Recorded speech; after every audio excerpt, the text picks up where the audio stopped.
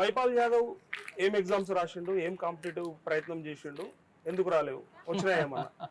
నేను PhD complete చేసిన. ఇప్పుడు మనం ఓయూ లైబ్రరీ దగ్గర ఉన్నాం. ఓకే. ఈ పక్కకే యూసీసీ బిఎం అని ఉంటుంది, కామర్స్ కాలేజ్. కామర్స్ కాలేజ్లో నాది పిహెచ్డి అయిపోయింది. ఓకే. MCom PhD. ఓకే.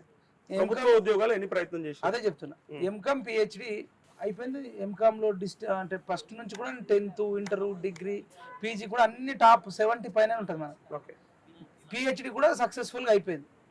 అయితే ఎన్ని ఉద్యోగాల కంటే నాకు ఇష్టమైన ఉద్యోగం ఏందని అడగాలి. అంటే నేను పిహెచ్డి చేస్తున్న టైంలో నాకు డిగ్రీ లెక్చరర్ అన్న కావాలనుండే, assistant professor కావాలనుండే. Okay.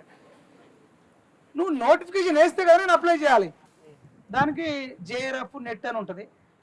Net qualify అయిన నేషనల్ ఎలిజిబుల్ టెస్ట్. దాంట్లో మెరిట్ ఉన్నోడికి జేఆర్ఎఫ్ ఇస్తారు, జూనియర్ రీసెర్చ్ ఫెల్లో. దాంట్లో నేను సెలెక్ట్ అయినా, మాకు ఫెలోషిప్ కూడా వచ్చింది. అది కూడా కాంపిటేటివే కదా, దాంట్లో అందరికి రాదు, దేశమంతా రాస్తారు. నేను రాసిన టెస్ట్ ఓన్లీ తెలంగాణ టెస్ట్ కాదు, అది నేషనల్ ఎలిజిబుల్ టెస్ట్. దాంట్లో మెరిట్ ఉంటేనే జేఆర్ఎఫ్ అంటారు, జూనియర్ రీసెర్చ్ ఫెల్లో. దాని తర్వాత ఎస్ఆర్ఎఫ్, సీనియర్ రీసెర్చ్ ఫెల్లో. అది అయిపోయాక దాంతో పిహెచ్డి అడ్మిషన్ వేసి డిగ్రీ అంటే జేఆర్ఎఫ్ నెట్ తో కూడా మనం నెట్ డిగ్రీ లెక్చర్ రాసుకోవచ్చు. అసలు ఒక్క జాబేలే, అసిస్టెంట్ ప్రొఫెసరేలే, జేఆర్ఎఫ్ ఉండి పిహెచ్డి ఉండి 5 ఆర్టికల్స్ ఉన్నాయి. ఆ ఆర్టికల్స్ తో నేను అప్లై చేస్తే ఇంటర్వ్యూకి డైరెక్ట్ వెళ్ళొచ్చు. ఇంటర్వ్యూకి వెళ్తే ఉస్మాన్ యూనివర్సిటీలో నేను జాబ్ వస్తుండే, కాకతీయ యూనివర్సిటీలో, శాతవాహనంలో, పాలమూరులో నేను మెరిట్ స్టూడెంట్, నాకు వచ్చేది. సకాలంలో వేయలే, అసలు ఈయన 9.5 ఏళ్లలో జాబ్ వేయలే అంటారు నేను. ఓకే. అంటే వాళ్ళు ఏమంటారు అంటే, ఇప్పుడు సరే మైపాల్ యాదవ్ కి ఇష్టమైన జాబ్ కోసం నోటిఫికేషన్ కోసం వెయిట్ చేసే బదులు పడ్డ జాబులలో ఏదో ఒకటి రాసుకుంటే ఆయన నిరుద్యోగం ఎట్లయితాడు? ఏదో ఒక ఉద్యోగస్తుడు అయ్యేటోడు కదా, పెళ్లి చేసుకొని పిల్లలు అనేటోడు కదా. ఇయ్యాలటికి అన్నం ఆకలిస్తున్నప్పుడు బిర్యానీ ఉంటది, లేదంటే పక్కన కారం మెతుకులు ఉంటాయి. బిర్యానీ దొరకనప్పుడు ఆకలిస్తే అన్నమన్న తింటాం కదా, వదిలిపెట్టాం కదా, కడుపుతోనైతే అంటే ఖాళీ కడుపుతో అయితే ఉండం కదా. అలాంటప్పుడు వేరేటి ఉద్యోగాలు రాసి జాబ్ తెచ్చుకుంటే ఇలా నిరుద్యోగ సమస్య ఉండదు కదా. వేరేటి పడ్డాయి కదా, వేసినా కదా మా డిపార్ట్మెంట్ లో. ఎంత కామెడీ ఉందంటే, ఇప్పుడు కేసీఆర్ దళిత బంధు ఒక ఊరికి ఒకరికో ఇద్దరికి ఇచ్చిండు. ఒకరిద్దరికి ఇచ్చినంత మాత్రాన దళితులందరూ హ్యాపీగా ఉంటారా? నువ్వు ప్రయత్నం చేసి వచ్చేది కదా. నేను చెప్తున్నా, నేను అనేది చెప్పినాక పబ్లిక్ లో ఉన్న క్వశ్చన్ ఇది, మీరు అడగండి. ఓకే, నేను అనేది అంటే ఊర్లో ఒక దళితుడికి దళిత బంధు ఇచ్చిరన్న, ఒక 100 కుటుంబాలు ఒక్కోడికి ఇచ్చిర్రు అనుకోండి, ఈ 100 దళితులు హ్యాపీగా ఉంటారా లేకపోతే ఒక్కడే హ్యాపీగా ఉంటాడా? అది అంటే సెలక్షన్ ఉంటాడు, ఒకడే హ్యాపీగా ఉంటాడు. అందరు పేదోళ్ళే, అందరు దళితులే, దళిత బంధు ఇస్తాను. ఒక కుటుంబానికి ఇచ్చినావు, ఇంకా 90 కుటుంబాలకు 99 కుటుంబాలకు ఇయ్యలేవు. ఈ ఒక్కోడికి ఇస్తే అందరు కడుపు నిండుతుంది అంటున్నా నేను. నిండది, ఆ ఒక్కడితే నిండుతుంది, ఒక్కడే హ్యాపీగా ఉంటాడు. సేమ్ రేపు నేను అట్లా అని చెప్పి నేను నిరుద్యోగుల తెలంగాణ నిరుద్యోగ రక్షణ చేసి పెట్టి దాని ఫౌండర్ గా చైర్మన్ ఉండి నేను రాష్ట్రం అంతా తిరిగిన నాకు జాబ్ రాలేదని నేను కొట్లాడలే. నేను ఆల్రెడీ ఇన్కమ్ సోర్స్ ఒక యూట్యూబ్ ఛానల్ పెట్టిన, పిఎంఆర్ టీవీ. ఇంతకుముందు మైపాల్ యాదవ్ అఫీషియల్ ఉండి ఇప్పుడు పిఎంఆర్ టీవీ పెట్టిన. 2,55,000 సబ్స్క్రైబర్స్ వచ్చిరంటే నాలో ఎంత ఆ దేవుడు నాకు ఆ టాలెంట్ ఇచ్చి ప్రజలు యాక్సెప్ట్ చేసినామంటే, ఒకటే వ్యక్తి 2,55,000 మంది సబ్స్క్రైబర్స్ యూట్యూబ్ క్రియేట్ చేయాలంటే ఆశామాషా. నేను నిరుద్యోగిని కాదు, నిరుద్యోగులను రక్షించడానికి జేఏసీ పెట్టిన నాయకుని చెప్తున్నా కదా. తెలంగాణ నిరుద్యోగ రక్షణ చేసి ఉదాహరణ అంటే మీలాగే మీ వెనకాల చాలా మంది ఇట్లానే ఉన్నారు కదా.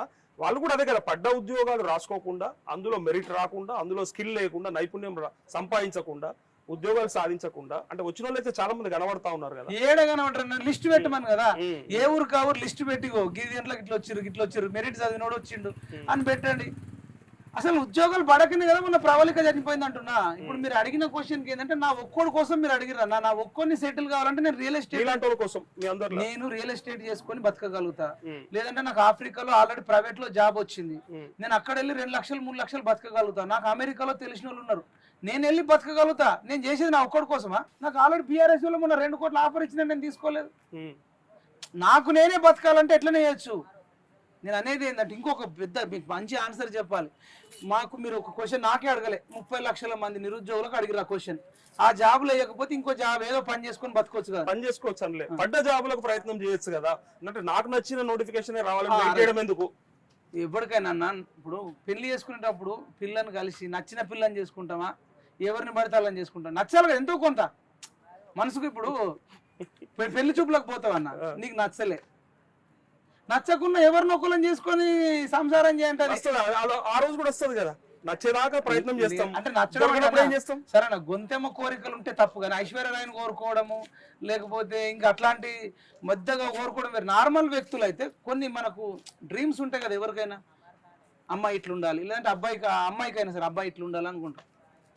మొత్తానికి నచ్చకుండా చేసుకుంటారా, ఎంతో కొంత నచ్చాలి కదా అంటున్నాను. సో అది సేమ్ ఇది కూడా అంతే, జాబ్ విషయం అయినా కానీ ఇప్పుడు నాకు ఎంతమంది నచ్చి చేస్తారు పాపం. కానిస్టేబుల్ అని అడిగితే మాకు అసలు ఉద్యోగం ఇష్టమే లేదన్న, రోడ్ల మీద ఏంది మా బతుకులు అని చెప్పి బాధపడతా ఉంటారు. అవునన్నా రేపటి రోజు ఏది రాక ఇది వచ్చిందన్న అంటే చేసుకుంటున్నాం, బతుకుతున్నాం, కుటుంబం కోసం అంటున్నారు. అదే నేను అనేది ఏంటంటే భవిష్యత్తులో కూడా మన డ్రీమ్స్ ఉంటుంది కదా. ఈ చర్చ కూడా అన్న నేను ఎందుకు పెడుతున్నా అంటే నిజంగా ఉండాలి, అంటే నిరుద్యోగులలో కూడా అంటే వాళ్ళకి ఆ చిత్తశుద్ధి ఉండాలి, అంటే మేము ప్రయత్నం లోపం కూడా ఉండకూడదు అనేది నా ప్రశ్న. ఇంకొకటి అన్న, పడలేదు అనేది సరే, ప్రభుత్వాలు ఎన్ని మారినా సరే, ఈ అసలు విషయం కస్తున్నాను. ఇప్పటిదాకా ప్రజల్లోంచి వచ్చిన ప్రశ్నలు మీకు సంధించినా, ఇప్పుడు జర్నలిస్ట్ నరేష్ అడుగుతున్నా, ఎన్ని ప్రభుత్వాలు మారినా, ఎన్ని నోటిఫికేషన్లు వేసినా మనలో చిత్తశుద్ధి లేకపోతే మన బతుకులు ఆడుంటాయి. ఇప్పుడు వీడు కాంగ్రెస్ రాగానే మనకు 15 లక్షల ఉద్యోగాలు ఇస్తాయా? వెయ్యి. మన రాష్ట్రంలో సాధ్యమవుతుందా? కాదు. కాబట్టి మనం ఏం చేద్దాం, అది నేను అడిగేది. ఏం చైతన్యం ఉండాలి మనలో? అదే అన్న, ఇప్పుడు వీళ్ళు కేసీఆర్ ఉద్యోగాలు ఇవ్వకపోవడానికి ఎక్కువ బాధపడట్లే, ఎన్నైతే ఖాళీలు ఉన్నాయో అవి భర్తీ చేయట్లేదు, అవి చిత్తశుద్ధిగా చేయట్లేదు. అనేకమైనటువంటి లొసుగులు చిక్కులు ఉన్నటువంటి నోటిఫికేషన్లు వేస్తున్నారు, దానివల్ల కోర్టులకు వెళ్తున్నారు. ఇప్పుడు జీవో 46 అని తెచ్చారు అన్న, పోలీస్ జాబ్లు వేసారు. తెలంగాణ స్టేట్ లెవెల్ పోస్టులు అని ఉంటాయి. ఈ పోస్టులకు నల్గొండలో, ఖమ్మంలో, వరంగల్లో, నిజామాబాద్లో, వేరే జిల్లాలలో ఎలిజిబుల్ కాదట. ఇక్కడ హైదరాబాద్లో 7వ తరగతి వరకు ఉన్నోడు లోకల్ అట, 7వ తరగతి వరకు చదివినోడు, 1వ తరగతి నుంచి 7 చదివితే లోకల్ అట. అన్నప్పుడు ఏమైందంటే ఏపీ నుంచి సెటిల్ అయిన వాళ్ళు చాలా మంది ఉన్నారు, ఇక్కడ ఉన్నారు, వాళ్ళకుండే ఇన్ఫ్లుయెన్స్ తోని తెచ్చుకున్నారు చాలా దగ్గరలో బోనఫైళ్ళు. మన తెలంగాణ మనకు వచ్చినాక సెటిల్ అయ్యింది, అది కూడా ఆంధ్ర వాళ్ళ నిజాయితీలకు కూడా కాదు. 1 నుంచి 7వ తరగతి వరకు తెచ్చుకొని ఏదో ఒకటి అట్లా చేసేసుకొని ఆ వివి శ్రీనివాసన్ పెట్టేసుకొని ఆ జాబులను నమ్ముకుంటారు. 60-70 మార్కులు వచ్చిన వాడికి జాబ్ వస్తుంది, 120, 130, 140 వచ్చిన వాళ్ళకి రావట్లేదు. మమత, సురేష్ అని నల్గొండలో వాళ్ళు సూసైడ్ చేసుకోవడానికి పోతే నేను కలిస్తే వాళ్ళు ఏడ్చుకుంటా చెప్పుడు. వాళ్ళు ఎస్సీలు, ఇక్కడ ఉండే ఎస్సీకి 70 వస్తే వచ్చి అక్కడ ఉండే 130 వస్తారు. అవి స్టేట్ లెవెల్ పోస్ట్ అంటున్నాయి. స్టేట్ లెవెల్ పోస్టులో మెరిట్ ఉన్నోడికి రావన్నా, తక్కువ వచ్చినోడికి రావన్నా, కడుపు కాలదన్నా, అట్లా నింపచ్చా? ఒకటి లాంగ్ జంప్, హై జంప్ అట్లాంటివి పెట్టిరు, షార్ట్ పుట్ పెట్టిరు. దేశంలో ఎక్కడ లేనట్టు పెడతావా? కొంచెం ఇంకా వీలైతే మన తెలంగాణ మన పిల్లలని కొంచెం తక్కువ పెడతావా? నీకు నోట్ ఎంత పడితే అంత, ఎక్కడ లేనంత ఎక్కువ పెడితే కాళ్ళు ఇరగవా, చేతులు ఇరగవా? ఎక్కువ ఫిల్టర్ చేయడానికి అన్నట్టు కనబడుతుంది. ఫిల్టర్లో మనవాడు ఇప్పుడు జాబ్ ఇస్తావయ్యావు కానీ నువ్వు కాళ్ళు చేతులు ఇరిగిపోతాయి కదా. నువ్వు అదే పెట్టుడేదో ఫస్ట్ ఎగ్జాంపుల్ జంపులు గింపులు అన్ని పెట్టి ఎగ్జామ్ పెట్టు. నువ్వు ఎగ్జామ్ రాసి చేసి అంత అయిన తర్వాత నువ్వు దుంకలేవు కాబట్టి వదిలేస్తుందంటే వాళ్ళు ఎంత డిసప్పాయింట్ అవుతారు. తర్వాత రిజర్వేషన్ విషయంలో పోలీస్ రిక్రూట్మెంట్ జరిగినప్పుడే ఎస్సీ, ఎస్టీ, బీసీ, ఓసీలకు సమానంగానే పెట్టింది ప్రిలిమ్స్ లో. మరి రిజర్వేషన్ ఎందుకన్నా అడగొద్దా? ఇవి ఇట్లా చేయడం వల్ల కడుపు కాలిందంటా నేను మేజర్ గా. ఎగ్జామ్స్ కూడా 7-8 క్వశ్చన్లు, మొత్తం క్వశ్చన్స్ రాంగ్, తర్వాత కింది ఆన్సర్లు రాంగ్. ఎంత డిసప్పాయింట్ అయింది. కోర్టుకు వెళ్ళరా? కోర్టుకు వెళ్తే కోర్టు ఆపండి అంటారు. ఇక్కడ ఆల్రెడీ ఫీజులు కట్టి హాస్టల్లో కట్టి రూమ్లలో ఉండి నరకమా కాదా? కోర్టులో అయిపోతుంది. ఇప్పుడు జాబ్ వచ్చినోడికి సుఖం లేదు, జాబ్ రానోడికి సుఖం లేదు. ఎప్పుడు రద్దు అవుతుంది అనేది టెన్షన్. ఓకే, దీని ప్రక్షాళన అంతా ఎట్లా జరగాలి మరి? నేను అదే రేపు ఇప్పుడు వీళ్ళు ఇంత బాధలు పడడానికి రీజన్ ఏంటంటే నోటిఫికేషన్ వేసేటప్పుడు 1-2 సార్లు లీగల్ ఒపీనియన్స్ తెలుసుకుని ఒక్కసారి వేసిన తర్వాత ఇలా లొసుగులు ఉండొద్దు. అంటే నా ప్రశ్న ఇంకోటి, అంటే చెప్తున్నా అర్థమైంది. మన నిరుద్యోగులు బీఆర్ఎస్ మీద ఎందుకు ఉన్నామని రీజన్ చెప్తున్నా. జాబులు వస్తాయా రావా తర్వాత విషయం. నరకం చూపెట్టిండు. అసెంబ్లీలో 13,000కు పైగా టీచర్ జాబులు వేస్తాని 5,000 పోస్టులకు నోటిఫికేషన్ ఇచ్చి దాంట్లో ఉర్దూ మీడియం, తమిళము, కన్నడ అని చెప్పి 1,500, 1,600 పెట్టిండు. అంటే నువ్వు ఇస్తానది 13,000, ఒరిజినల్ ఉంది 3,000. అంటే కడుపు కాలదు అసెంబ్లీలో చెప్తే. ఇవి వచ్చి నెక్స్ట్ గవర్నమెంట్ చెప్పొద్దు.